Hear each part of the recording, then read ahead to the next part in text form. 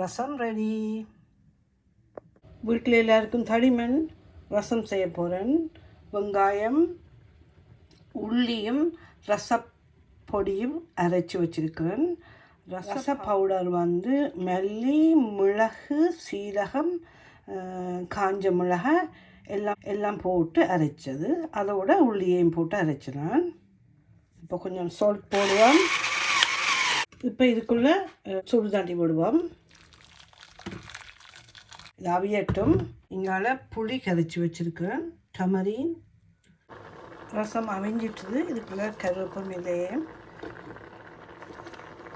Already தாளித்து வச்சுருந்தோம், அதையும் போடுவோம்.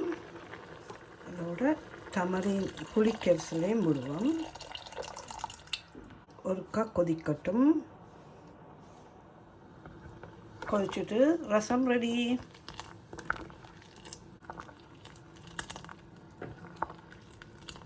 சும்மா குடிக்க மேலும் நான் கொஞ்சம் ரசம் குடிக்க போகிறேன்.